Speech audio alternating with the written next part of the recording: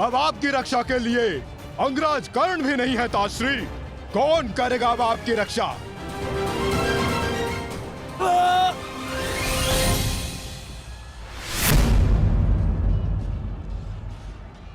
अंगराज उठो, अंगराज! अंगराज! दुर्योधन! अंगराज उठो, अंगराज! यदि आप नहीं उठे तो आज सब कुछ समाप्त हो जाएगा। अंगराज, अंगराज उठिए! अंगराज उठो, अंगराज! दुर्योधन! मत उठो, मेरा साथ दो।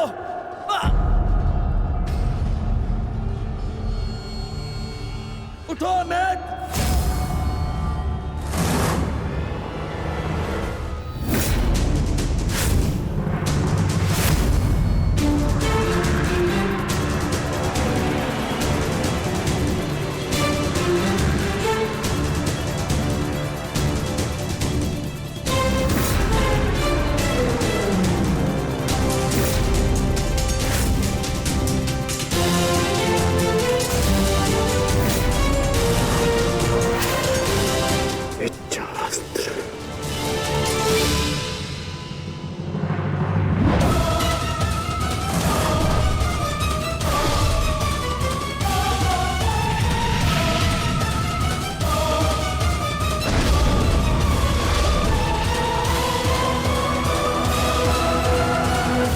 प्राण हरने के लिए पर्याप्त नहीं है अंगराज। आपके मित्र को आज कोई नहीं बचा सकता। पिताश्री, युवराज दुर्योधन को बंदी बना लिया है मैंने। आकर अपनी प्रतिज्ञा पूर्ण करें। क्या विकल्प मिला है? तुम्हें मारूं या तुम्हारे ज्येष्ठ भ्राता को? चलो ठीक है, कुछ दिन और जी लो। मरना तो तुम सभी को है। धृष्टद्युम्न, इन सभी को बंदी बनाकर रखो। इनमें से कोई भी बचकर नहीं जाना चाहिए।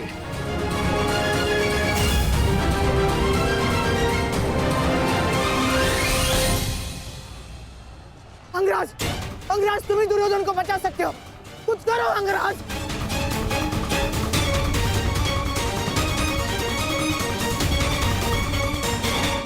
मैं तुम्हें अपनी अमोघ वास्तविक शक्ति प्रदान करता हूँ। इस शक्ति को जिसका नाम लेकर संधान करोगे वो अवश्य मृत्यु को प्राप्त होगा। किंतु स्मरण रहे, इस शक्ति का प्रयोग तुम केवल एक ही बार कर पाओगे। इस अस्त्र का प्रयोग मैं तुम पर ही करूंगा।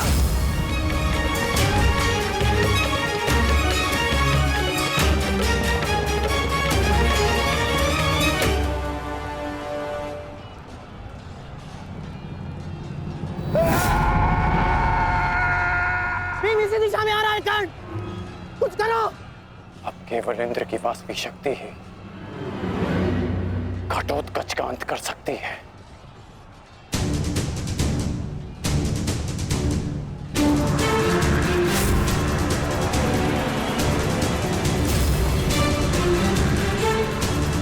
आवाहन वास्तविक शक्ति।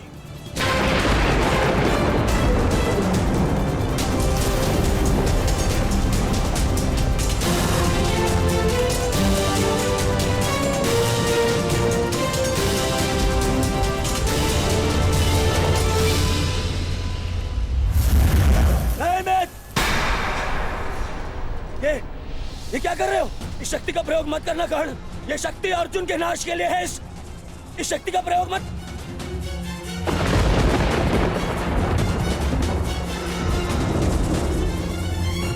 अर्जुन के अंत से अधिक मेरे लिए तुम्हारी सुरक्षा आवश्यक है मित्र। नहीं कर्ण, अर्जुन का नाश, उसका वध तुम्हारे जीवन का स्वप्न है। अपने स्वप्न का नाश मत करो कर्ण, मत करो नाश। वो मेरा स्वप्न है और तुम्हारी मित्रता मेरा यथार्थ। और स्वप्न के लिए यथार्थ को नष्ट नहीं किया जाता। मेरा लक्ष्य समाज में परिवर्तन लाना है और वो परिवर्तन केवल तुम ला सकते हो मित्र। नहीं मित्र, मुझे मर जाने दो। ये शक्ति अर्जुन के विरुद्ध तुम्हारा कवच है। मेरे लिए सबसे अधिक महत्वपूर्ण यह है कि मैं तुम्हारा कवच हूं। मैं तुम्हारी रक्षा करूंगा मित्र। नहीं नहीं कर्ण, तुम्हें मेरी सौगंध है कर्ण। ये शक्ति मत चलाना कर्ण, तुम्हें मेरी सौगंध है। मेरी सौगंध है मित्र। किसी के प्राणों की सौगंध उसके प्राणों से बढ़कर नहीं हो सकती मित्र। यदि मुझे ऐसी सहस्त्र शक्तियां भी मिल जाए ना, तो वो भी मैं तुम्हारे लिए बलिदान कर सकता हूं। कर्ण के 100 जन्म अपने मित्र की एक श्वास पर न्यौछावर। मेरी विजय से बढ़कर मेरे लिए वो वचन है जो मैंने तुम्हें दिया कि मेरे जीवित रहते हुए कोई शत्रु तुम्हें हानि नहीं पहुंचा सकता। ऐसा मत करो मित्र।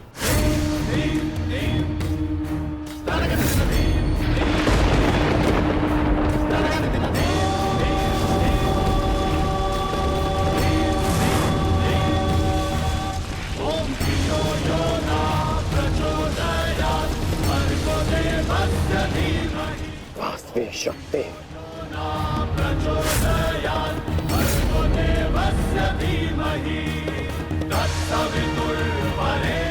घटोत्कच का अंत करो, अंत करो।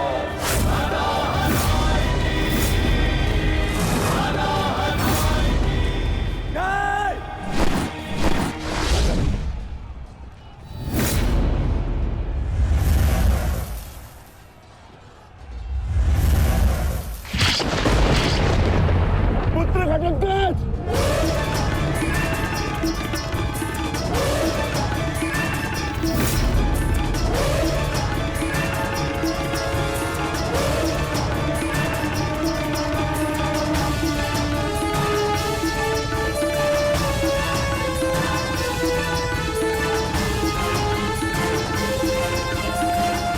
पिताश्री, एक राक्षस हूँ, परंतु धर्म युद्ध में भाग लिया है मैंने। मरते मरते भी अपना योगदान बढ़ा कर जाऊंगा।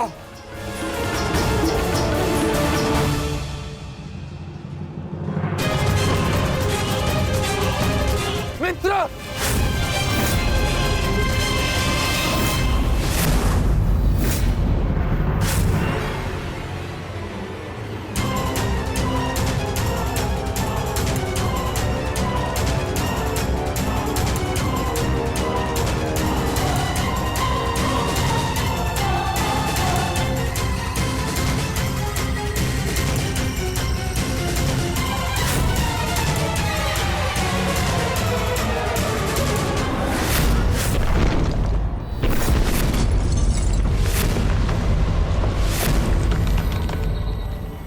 पुत्र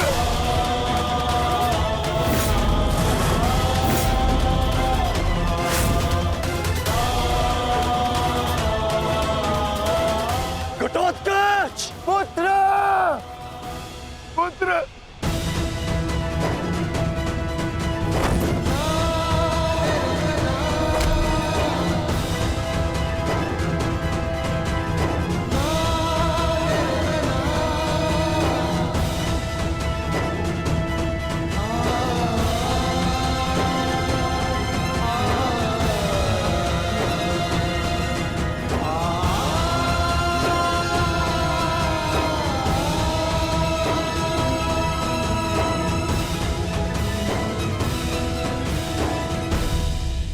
ये तुम्हारा युद्ध नहीं था पुत्र, परंतु सत्य तो यही है कि इस महायुद्ध में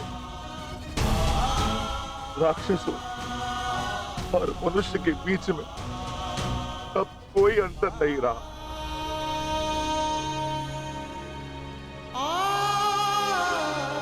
मैं तुम्हारा जीवन भर के लिए ऋणी हो गया हूं पुत्र।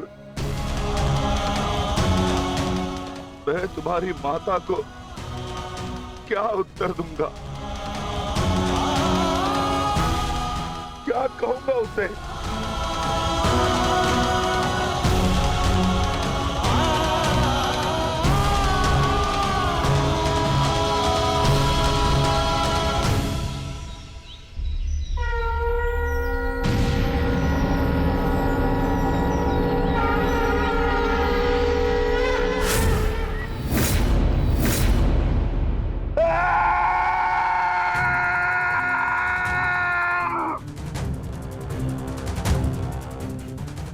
दुर्योधन, बहुत हो गया। तुम्हारे पापों का घड़ा भर चुका है। अब मैं आज और इसी क्षण तुम्हें और तुम्हारे कौरव भाइयों के भार से इस धरती को मुक्त करा दूंगा।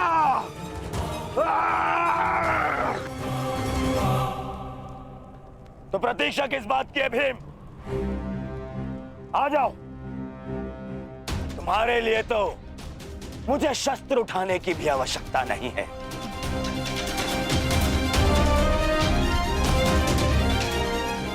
मेरे मित्र के बाण ही तुम्हारे शरीर को छल्ले छल्ले कर देंगे। आजा।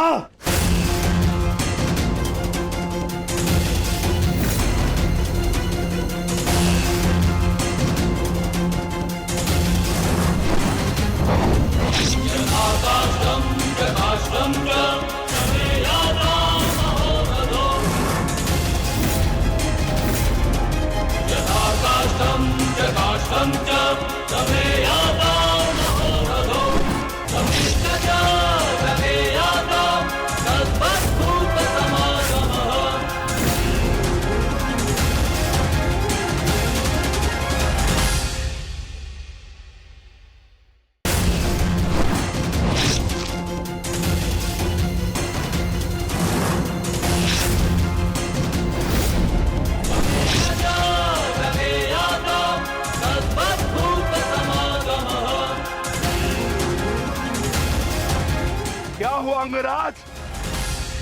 कहां चला गया तुम्हारे बाणों का तेज? इससे अधिक पीड़ा तो मुझे कांटे दे देते।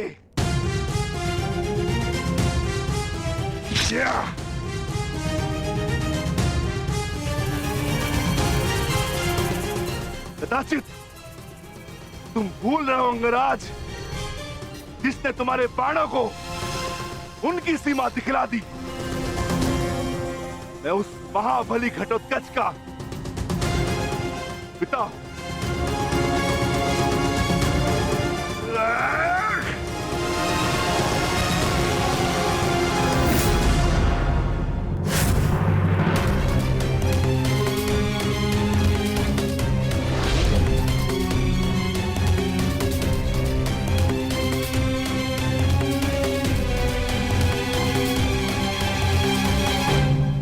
रुक जाओ कौन?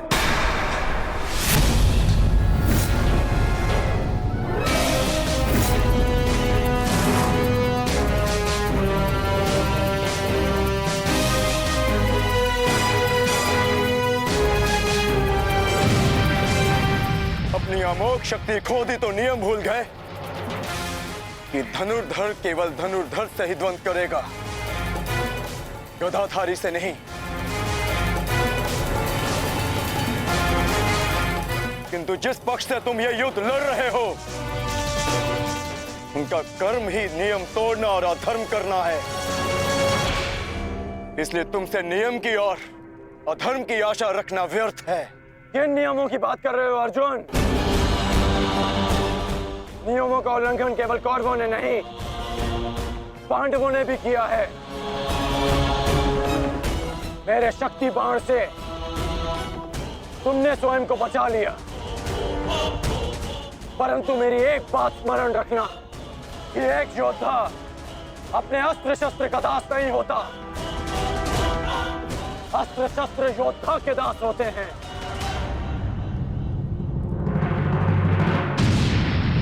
तुम्हें परास्त करने के लिए मुझे किसी कवच और शक्ति की आवश्यकता नहीं है अर्जुन। उसके लिए मेरा कौशल ही पर्याप्त है।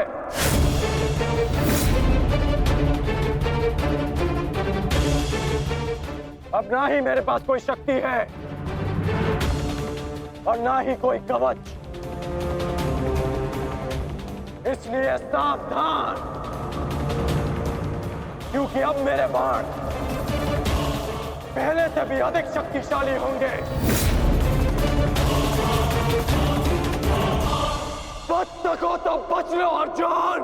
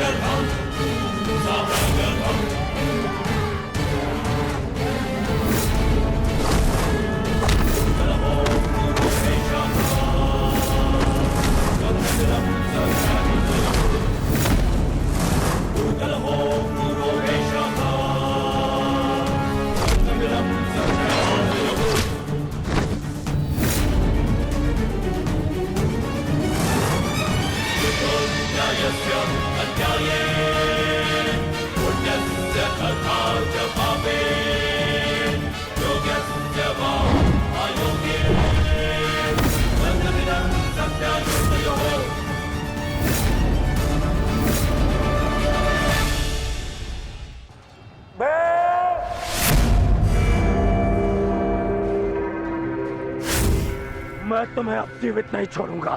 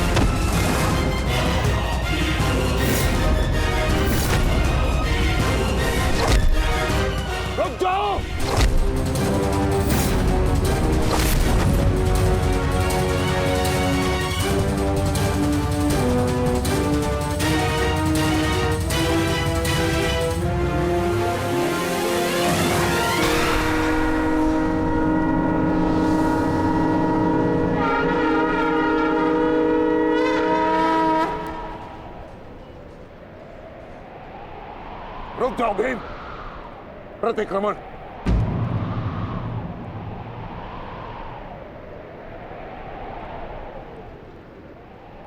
प्रतिक्रमण की मांग की है मैंने, रुक जाओ। और मुझे प्रतिकार की मांग है आचार्य, प्रतिकार की।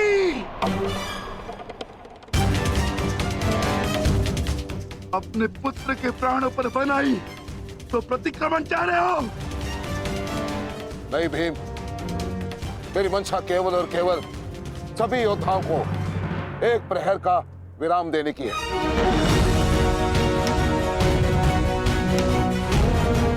जिसकी आवश्यकता तुम्हें भी है।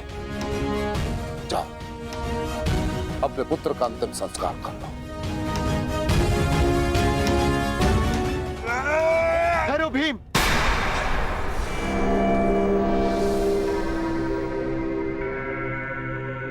हम में और कौरवों में अंतर है भीम।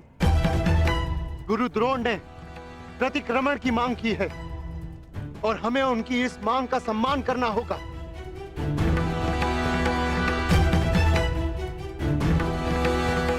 मत करो भीम, मत करो। छोड़ दो भीम, छोड़ दो इसे।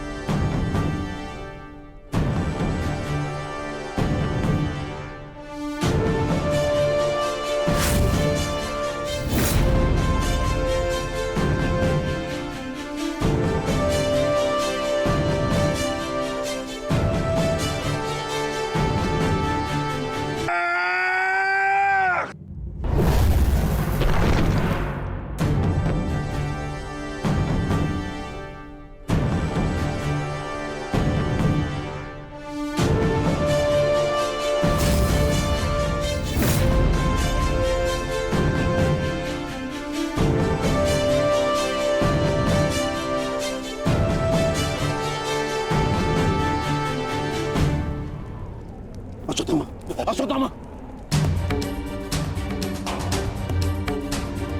तुम ठीक तो हो पुत्र? पिताश्री,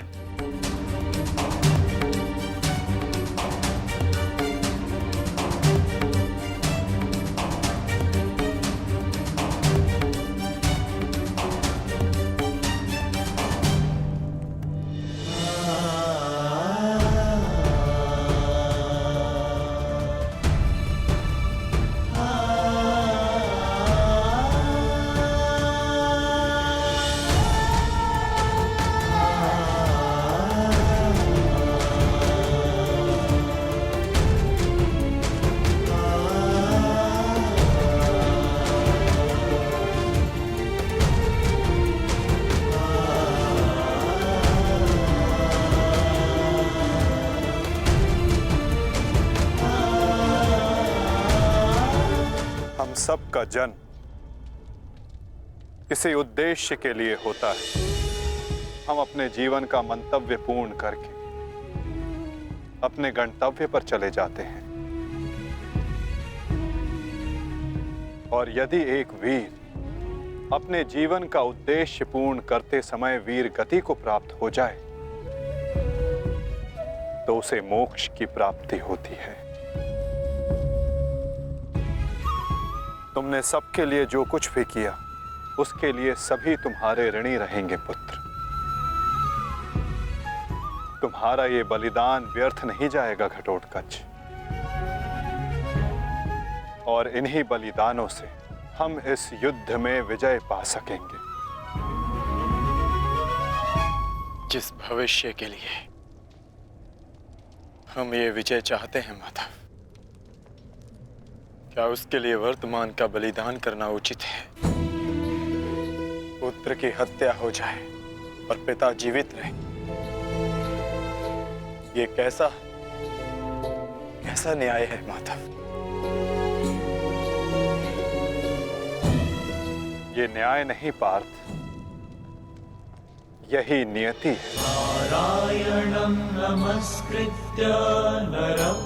धर्म स्थापना के लिए जिनका बलिदान आवश्यक है उन्हें अपना बलिदान देना होगा पार्थ। और जिनका जीवन आवश्यक है उन्हें संघर्षों का और दुखों का भार उठाकर अपना जीवन जीना होगा। और इस युद्ध के लिए, इस धर्म स्थापना के लिए तुम्हारा जीवन आवश्यक था। और घटोत्कच का बलिदान।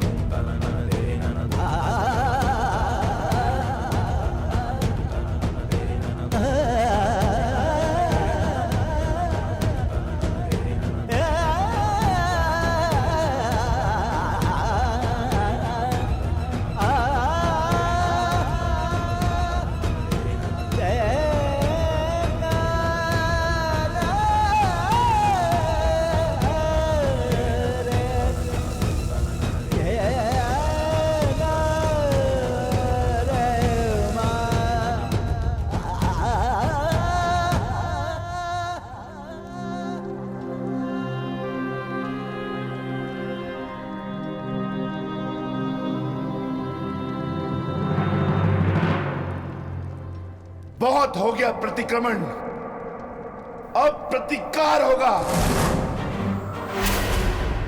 प्रतिकार होगा विकोदर, और वो भी उचित स्थान पर। और अब हमारा लक्ष्य होगा कौरव सेनापति द्रोण।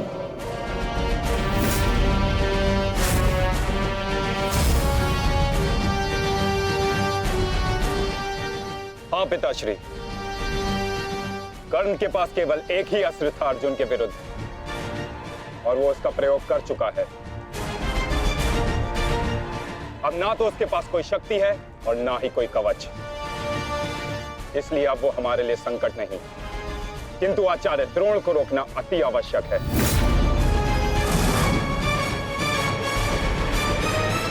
उन्होंने आज भी हमारी सेना को बहुत भारी क्षति पहुंचाई है।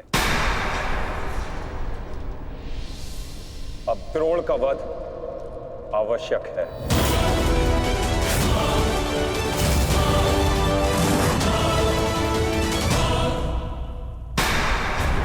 पिताश्री, पिताश्री,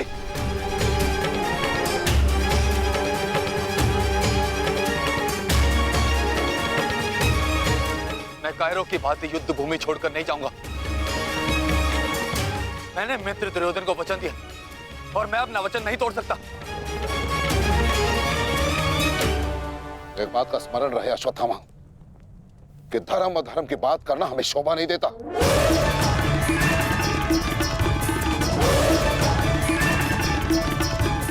स्मरण है तुम्हें युद्ध भूमि में क्या हुआ? भीम तुम्हारा वध करने वाला था पुत्र। उसने यदि आज नहीं किया तो कल अवश्य कर देगा।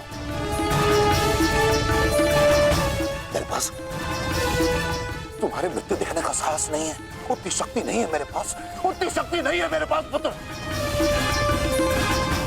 यदि तुम चाहते हो कि मैं यह युद्ध लड़ूं, तो तुम्हें युद्ध भूमि का त्याग देना होगा।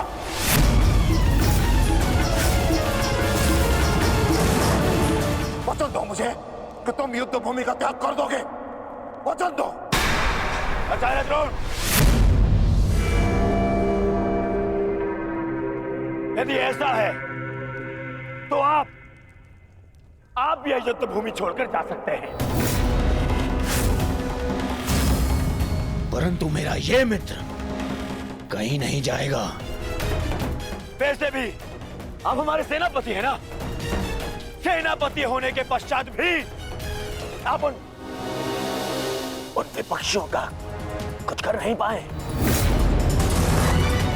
क्योंकि वो विपक्षी आपके प्रिय शिष्य हैं, इसलिए कुछ नहीं कर पाए हैं आप। शांत हो जाओ मित्र।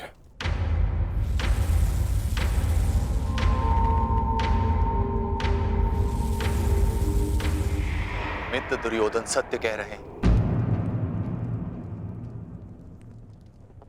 मेरे पिता ने पक्षपात किया है। उन्होंने अपने दिए वचन को पूर्ण नहीं किया और इसी कारण आज हमारे परिवार पर प्रश्न उठना आवश्यक है। किंतु एक पक्षपाती पिता का पुत्र होने से अच्छा है कि मैं एक योद्धा की तरह रणभूमि में जाऊं और अपने प्राण गंवा दूं। बस अश्वत्थामा, अपने पिता से इस भांति कटु वचन कहना एक महान योद्धा को शोभा नहीं देता।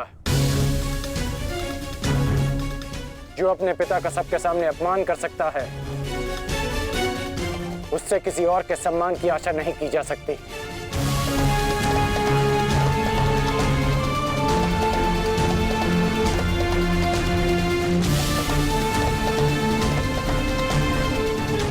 क्षमा कर दीजिए पिताश्री, परंतु मैं इस युद्ध भूमि को छोड़कर कहीं नहीं जाऊंगा।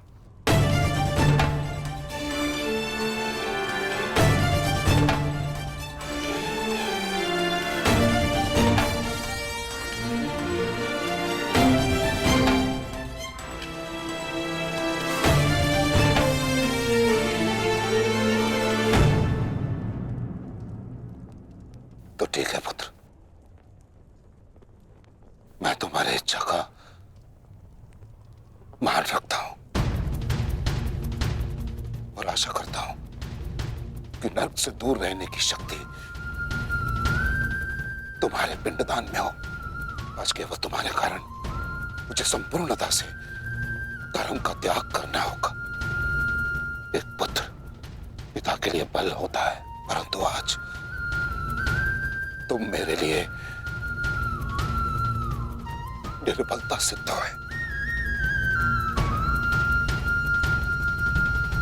और आप भी सुन लीजिए युवराज, यदि मैंने अपने संपूर्ण जीवन काल में पुण्य किया है तो उन समस्त पुण्यों का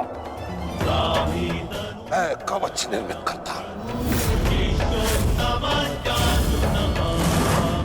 यदि अपने जीवन में मैंने अपने शिष्यों को समान रूप से देखा होगा तो इस कवच को कोई नहीं फेंक सकता, कोई नहीं।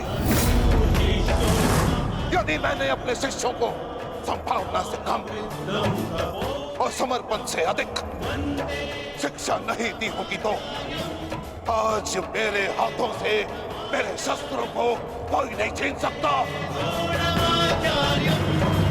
इसलिए मैं भारद्वाज पुत्र द्रोण प्रण लेता हूं कि इस कुरुक्षेत्र में जो योद्धा मेरे समक्ष आएगा मैं उसका वध कर दूंगा।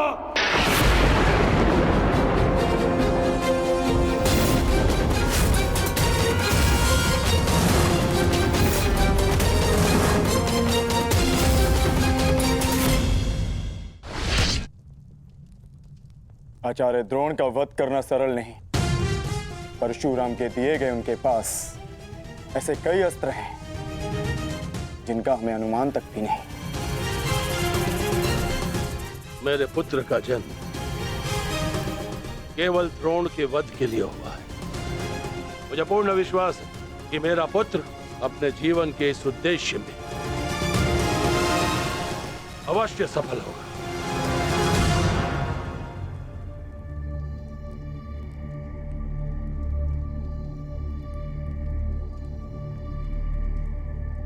ये युद्ध सरल नहीं है कर्ण। तुम्हें अपना ध्यान केवल युद्ध पर केंद्रित करना होगा। मेरी चिंता का कारण मोह है वृषाली। वो मोह जो बड़े से बड़े योद्धा को निर्बल कर देता है और किसी की निर्बलता शत्रु का सबसे बड़ा शस्त्र न बन जाए। बस इसी बात की चिंता है। तुम्हारी चिंता स्वाभाविक है पार्थ। आचार्य द्रोण का वध करना सरल नहीं है, दृष्टद्युम्न के लिए भी नहीं।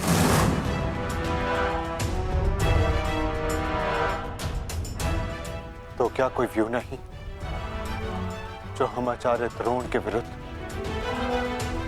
उपयोग कर सके?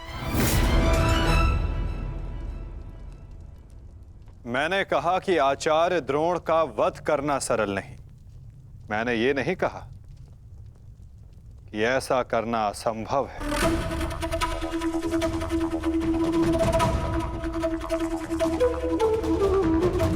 एक व्यू है जिसे आचार्य द्रोण भी नहीं तोड़ सकते।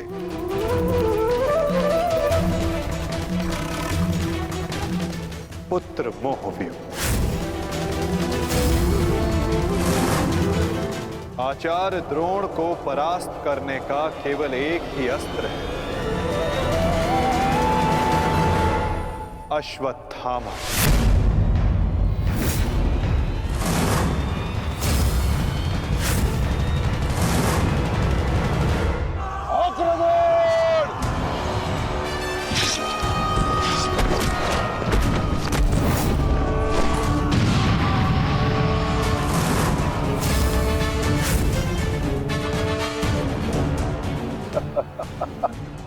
अच्छा है, तीसों भाई एक साथ मेरे समक्ष आ गए।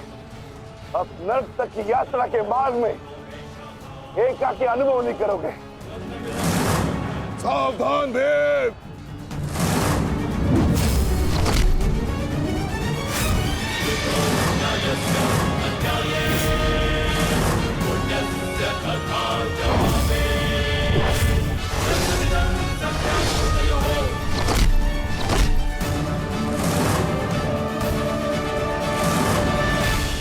आज मैं हस्तिनापुर नरेश महाराज धृतराष्ट्र के सभी पुत्रों का कवच हूं।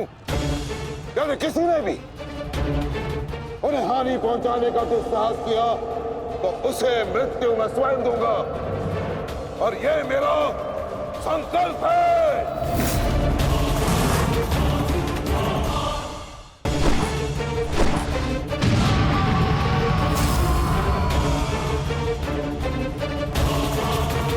माधव, अश्वत्थामा को घेरने की योजना क्या है? हमारी योजना तो कब की प्रारंभ हो चुकी है पार्थ। क्या हुआ अश्वत्थामा? तुम्हारे पिताश्री कहाँ हैं? कहीं अपने काल को आता देख, कहीं छिप तो नहीं गए? धृष्टद्युम्न! ना आचार्य द्रोण किसी से भयभीत है और ना ही उनका पुत्र। आज अपने पिता के काल का काल मैं स्वयं बनूंगा।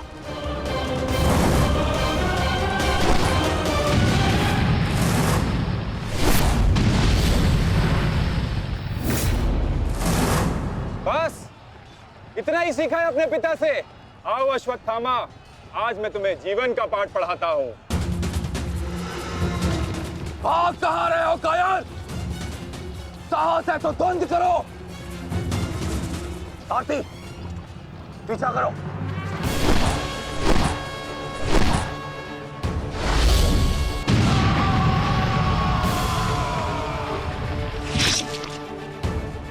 मित्र, अश्वत्थामा कहीं दिख नहीं रहा। कहीं वो शत्रु के घेरे में घिर ना जाए। तुम आचार्य द्रोण के पीछे जाओ, मैं अश्वत्थामा को खोजता हूँ। ठीक है मित्र। सारथी, चलो सत्यसेन।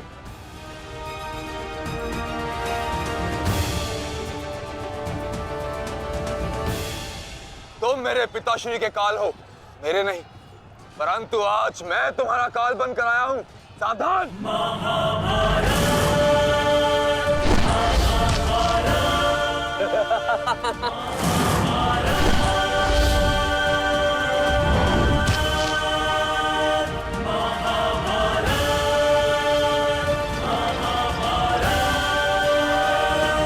अच्छा हुआ कि पिता और पुत्र दोनों एक साथ मेरे सामने आ गए।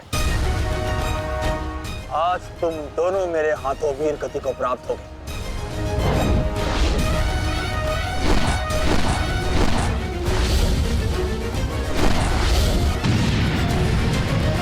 गुरुदेव, आज तो आपने भीम से अश्वत्थामा को बचा लिया था, किंतु कब तक?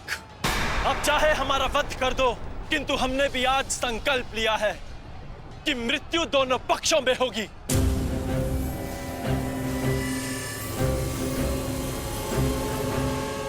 चलो सारथी, हमें वापस जाना है। जिक्र करो।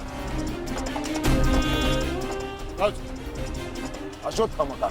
अश्वत्थामा कहीं दिखाई नहीं दे रहा आचार्य, परंतु कर्ण उसी की खोज में गया है। चलो सारथी।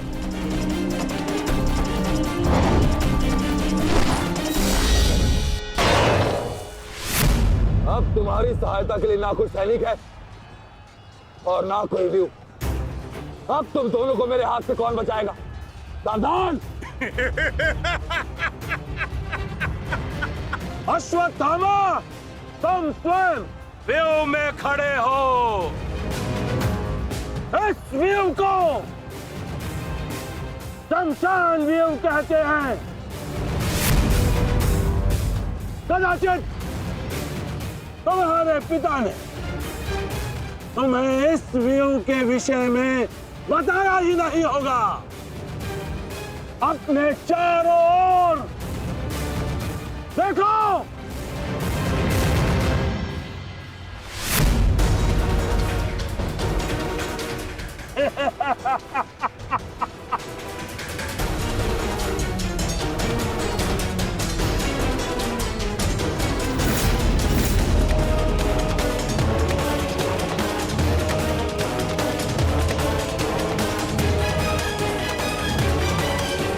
अश्वत्थामा, सावधान!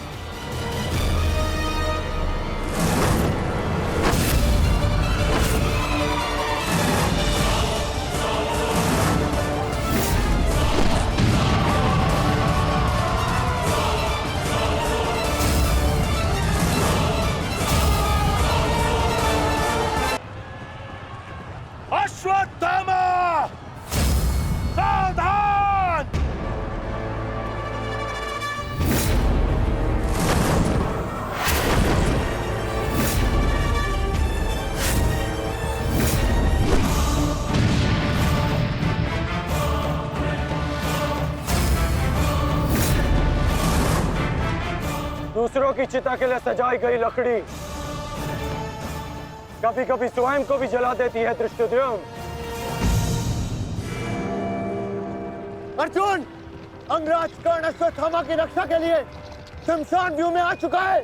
हमारी योजना संकट में है।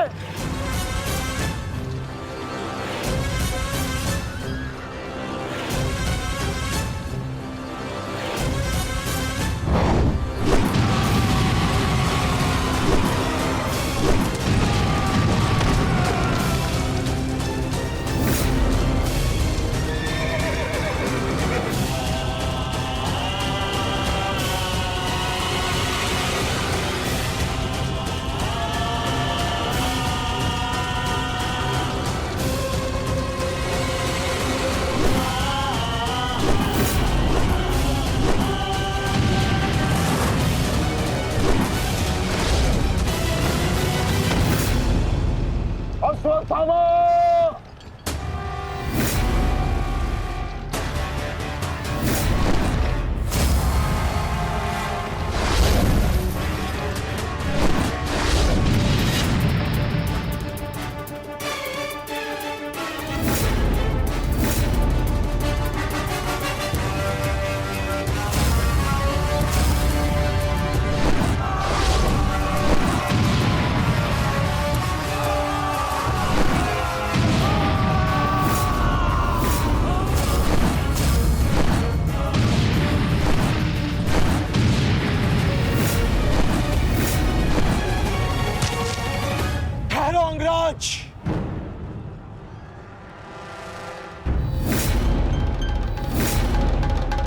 स्मरण है ना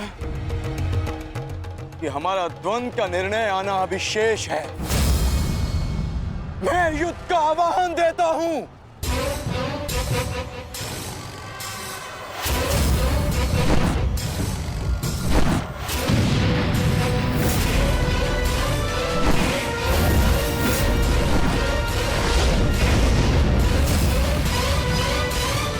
सावधान द्रुपद!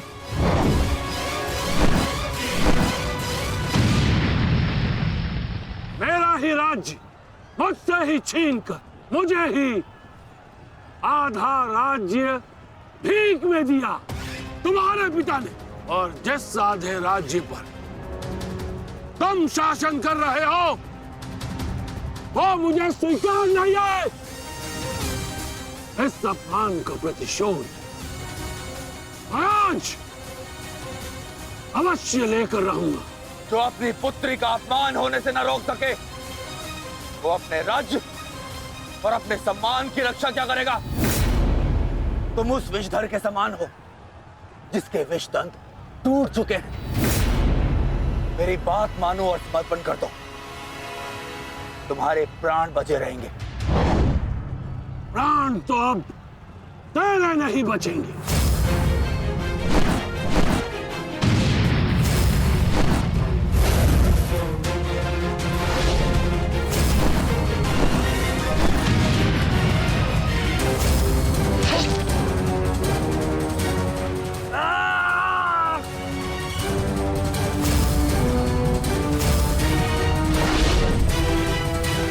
द्रुपद,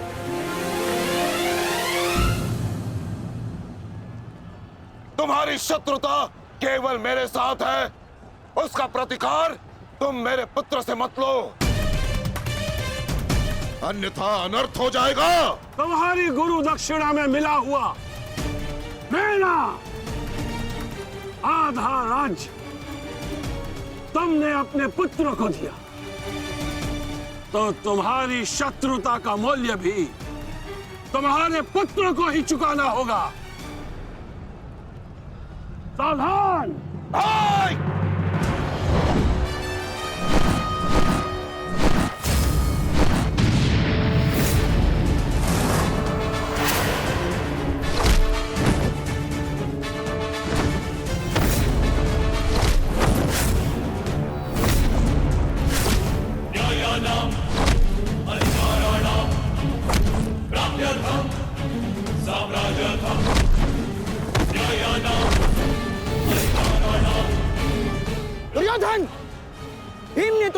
5 अनुजों का वध कर दिया है और अभी उसकी रक्त पिपासा बुझी नहीं है दुर्योधन। और उस दिशा में देखो, द्रोण द्रुपद नरेश के साथ द्वंद्व में व्यस्त है। अब केवल तुम ही उस भीम को रोक सकते हो दुर्योधन, शीघ्रता करो। तो क्या द्वंद्व बीच में छोड़कर जाओगे दुर्योधन? उसके लिए उनका अनुज पर्याप्त है। ज्येष्ठ, आप जाइए, इनके द्वंद्व की कामना मैं पूर्ण करता हूं।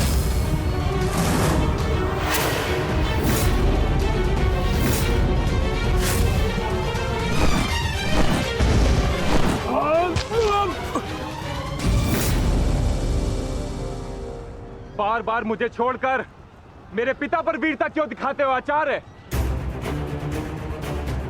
मुझसे द्वंद्व करो, मेरे जीवन का एक ही उद्देश्य है और वो है मेरे हाथों आपका वध। तब तक तुम्हें प्रतीक्षा करनी होगी धृष्टद्युम्न, क्योंकि जब तक द्रोण के हाथों में उसके शस्त्र हैं, स्वयं काल भी उसका वध नहीं कर सकता। और स्मरण रहे धृष्टद्युम्न, तुम्हारे साथ साथ तुम्हारे जीवन का ये उद्देश्य भी उपहास बन के रह जाएगा। शस्त्र त्यागने की क्या आवश्यकता है द्रोण?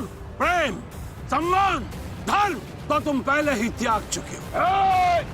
मेरे पिता तुल्य गुरु और अपने पिता महर्षि भरद्वाज पर तो तुम लांछन भी लगा चुके हो। तुम्हारी आत्मा तो कब की मर चुकी है द्रोण, कब की। अब केवल यह शरीर है, इसे त्यागने का समय आ गया है और वो समय अभी है। सावधान द्रुपद!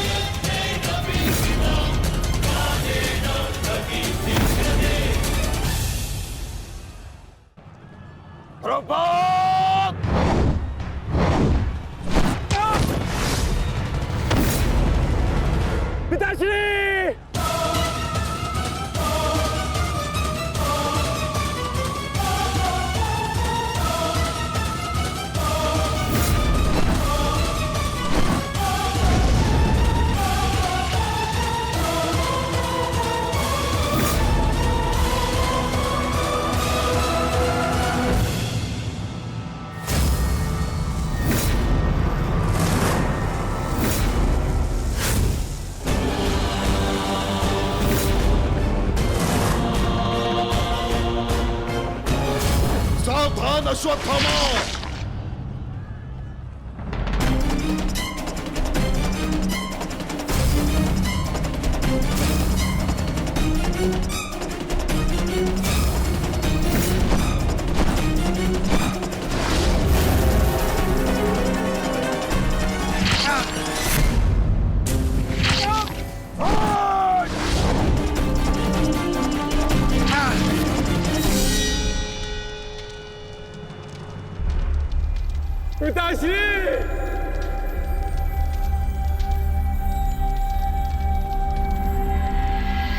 आचार्य द्रोण ने क्रोध में आकर अपने अग्नि शस्त्र से पांचाल नरेश को जीवित जला दिया है महाराज। अर्थात आचार्य द्रोण ने अपना वचन पूर्ण किया, उन्होंने द्रुपद का वध कर ही दिया। तुम देखना संजय, तुम देखना संजय, एक दिन पांडवों का अंत भी निश्चित है। और दुर्योधन?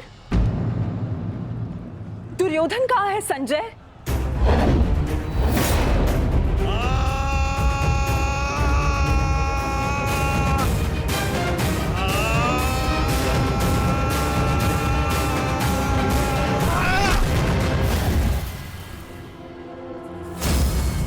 तुम्हें ज्ञात भी है, अब तक तुम्हारे 55 अनुजों का रक्त मैं अपनी गदा को पिला चुका हूं।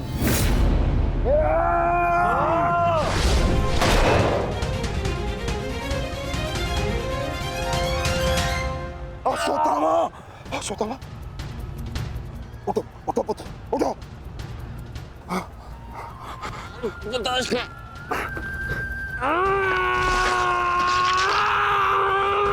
पुत्र पुत्र पुत्र, तुम बहुत अधिक चोटिल हो गए हो। तुम एक काम करो, तुम शिविर में जाओ, जाओ। नहीं पिताश्री, मैं कोई बालक नहीं हूँ पिताश्री जो इस चोट से हार जाऊंगा। एक योद्धा रणभूमि छोड़कर नहीं जाता पिताश्री। मेरी बात मानो, तुम्हें बहुत आवश्यक है वहां जाना। जाओ शिविर में जाओ, जाओ पुत्र, मेरी बात मान लो, जाओ जाओ पुत्र। अनर्थ कर दिया तुमने द्रोण। मुझे मेरे पिता की मुखाग्नि देने का अवसर भी नहीं दिया। अब तुम्हें आर्य भी मेरे हाथों से नहीं बचा सकते।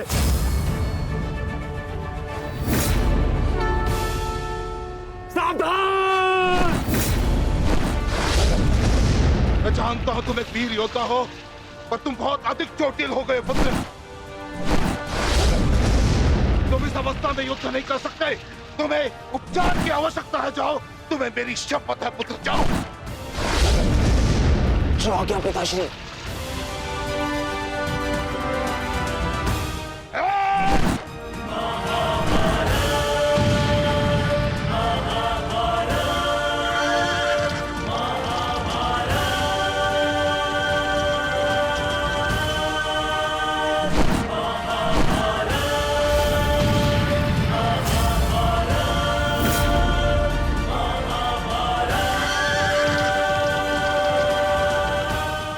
अश्वत्थामा जा रहा है पार्थ। भीम और युधिष्ठिर को संकेत भेजो।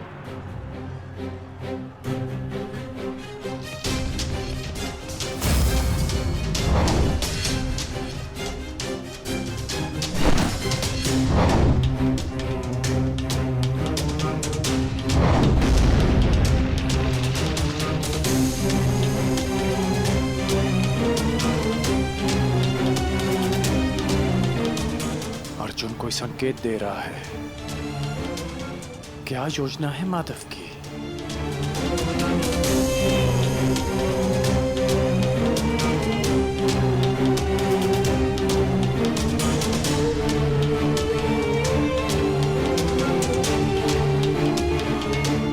जाना तो नहीं चाहता, परंतु माधव का संकेत है। मुझे जाना होगा। प्रतीत होता है तुम्हारे जीवन के कुछ प्रहर अभी शेष है।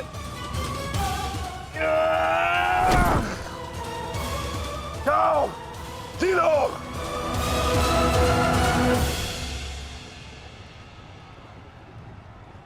सारथी, आगे बढ़ो।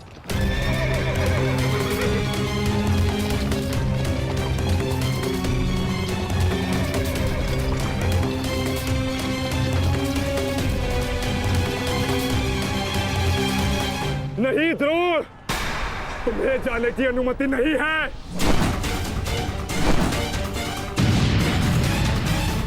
कर्ण, अश्वत्थामा की सहायता करो। वो बहुत अधिक जख्मी है और भीम उसके पीछे है। जाओ।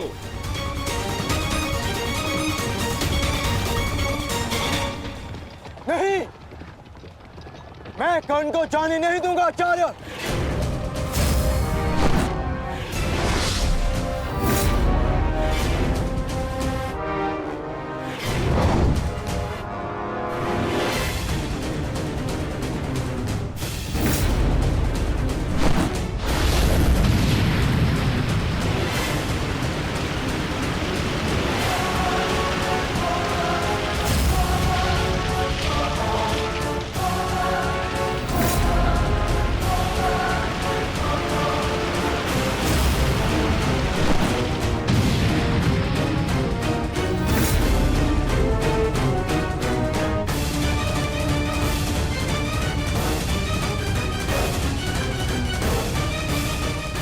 स्मरण रहे पार्थ, यदि कर्ण अश्वत्थामा की सहायता के लिए वहां पहुंच गया तो हमारी योजना विफल हो जाएगी।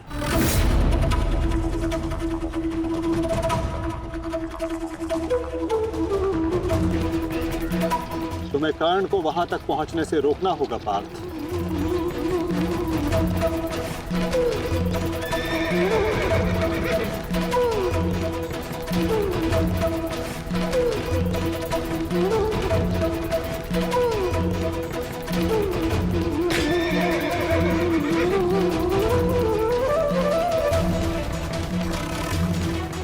हमें केवल अश्वत्थामा के साथ बने रहना है। उसे किसी भी परिस्थिति में अकेला नहीं छोड़ना है। सत्यसेन, शीघ्रता करो।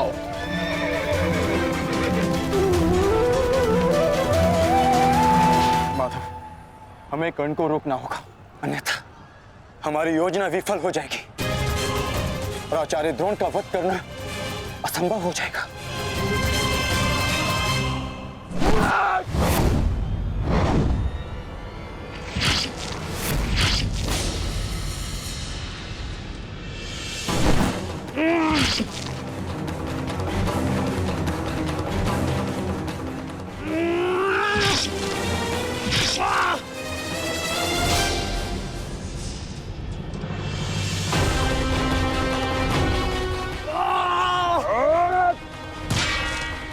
अभी भी समय है, लौटो।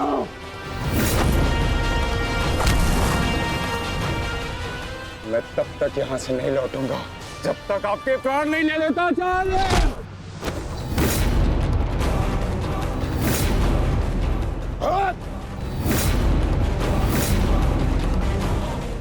कहा था मैंने कि मैं पिता और पुत्र का वध एक दिन में नहीं करना चाहता, परंतु तुमने मुझे विवश कर दिया।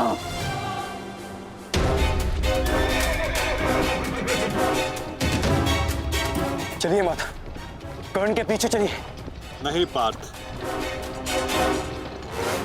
इस समय दृश्यद्युम्न को हमारी सहायता की आवश्यकता है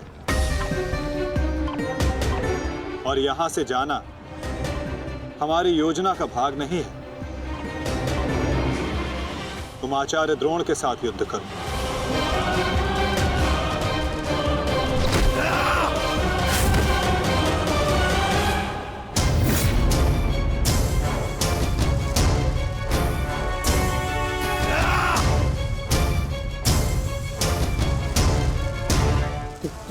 दूर हटो, मैंने कहा दूर हटो, मैंने तब परिणाम ठीक नहीं होगा। दूर हटो। देखा देश, अंत समय आने पर भी कुछ मूर्खों की अकड़ नहीं जाती, उनकी अकड़ उनके मृत्यु के साथ ही जाती है।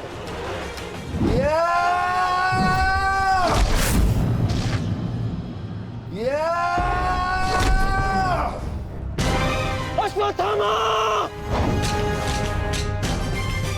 अब तुम्हारा अंत आ गया अश्वत्थामा। अश्वत्थामा!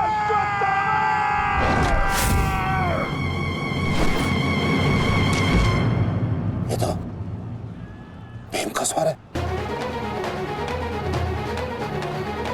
कहीं ऐसा तो नहीं कि भीम अश्वत्थामा के साथ द्वंद्व कर रहा हो।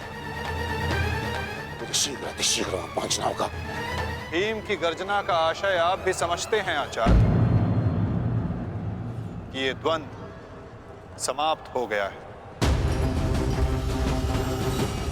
और इस द्वंद्व के समाप्त होने से प्रतीत होता है कि अश्वत्थामा का वध हो चुका है आचार्य।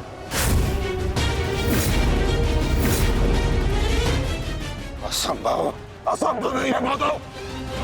तो द्रोण का पुत्र अश्वत्थामा, और जब तक द्रोण जीवित है अश्वत्थामा को कुछ नहीं हो सकता। मेरा हृदय कहता है कि मेरा पुत्र जीवित है, कुछ नहीं हुआ उसे। और वैसे भी मुझे आपके बातों पे विश्वास नहीं है माधव। यही विचार पांडवों का भी था आचार्य कि युद्ध भूमि में उनके रहते हुए अभिमन्यु का वध नहीं हो सकता।